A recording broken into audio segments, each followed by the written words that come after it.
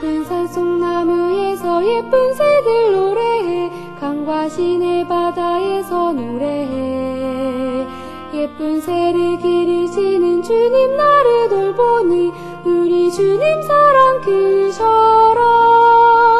곱게 곱게 옷을 입고 들에 피는 작은 꽃 주님께서 입히시고 돌보네.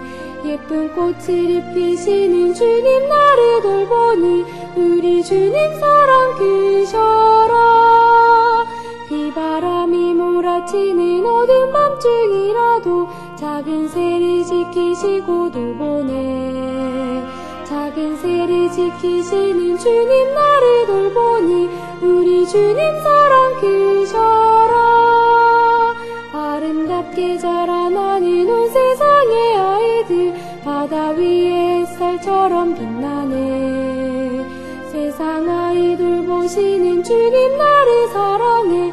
우리 주님 사랑 크셔라.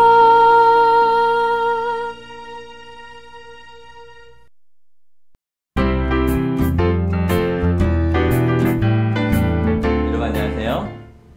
한국 사람들은 죽겠다라는 표현을 참 잘 사용합니다.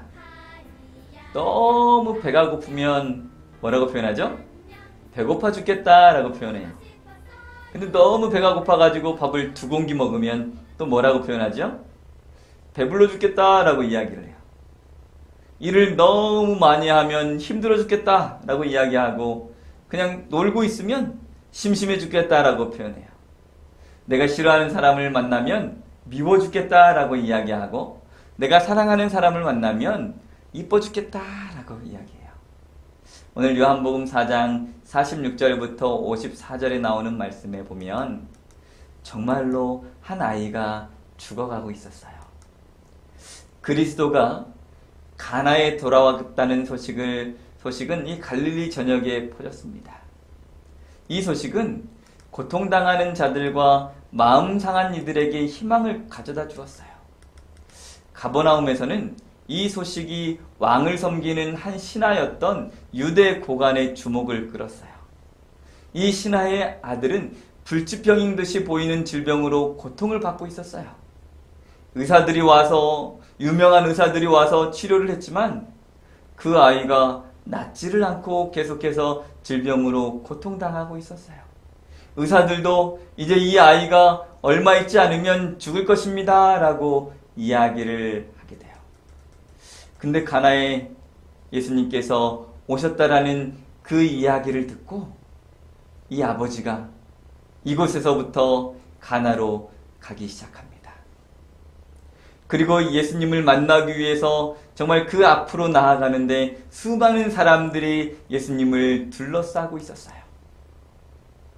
그 둘러싼 그 군중들을 이 아버지가 해치고 들어가게 돼요. 그리고 예수님 앞에 딱 섰을 때 예수님의 모습을 바라보았는데 이 고관의 생각에 이러한 생각이 드는 거예요. 너무나도 초라하다. 예수님께서 먼 길을 오셨기 때문에 온 먼지투성이가 된 몸과 또한 별로 좋지 않은 그러한 옷을 입고 있었기 때문에 이 고관의 눈에 보기에는 정말 초라하다.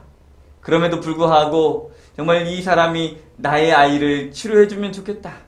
만약에 이분이 나의 아이를 치료해주면 내가 메시아로 받아들여야 되겠다라고 마음을 먹습니다. 그러니까 어떠한 마음이 있었던 거예요? 조건적인 믿음이 있었던 거예요. 이 예수님이 내 아이를 치료해주면 내가 예수님을 믿겠다라고 생각한 거예요. 그 마음을 예수님께서는 아셨습니다. 그리고 예수님께서 그 고관에게 뭐라고 말씀하셨냐면 너희는 표적과 기사를 보지 못하면 도무지 믿지 아니하리라 라고 말씀하셨어요.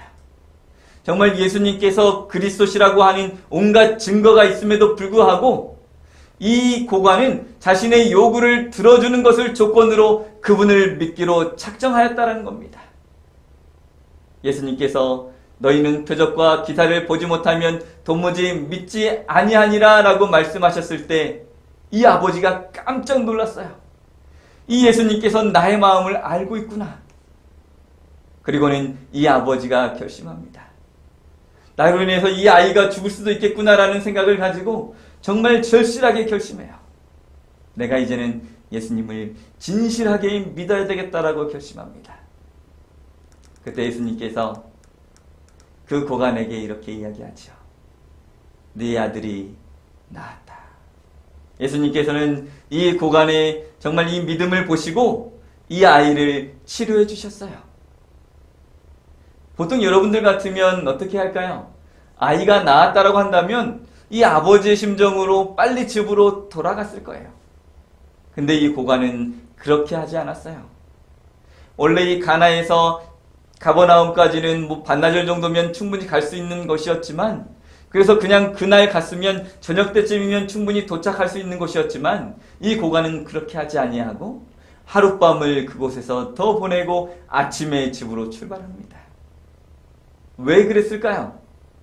이 고관의 마음에 확신이 있었기 때문입니다. 예수님을 믿고 예수님을 만난 이후에 정말 이 고관이 확신이 생겨서 정말 온전히 예수님의 말씀에 순종하는 모습을 보게 됩니다. 그리고 이 아이가 결국에는 나았지요. 사랑하는 여러분, 우리가 예수님을 믿을 때 조건적인 믿음이 아니라 정말 전적인 믿음이 우리들의 마음 가운데 있기를 간절히 바랍니다.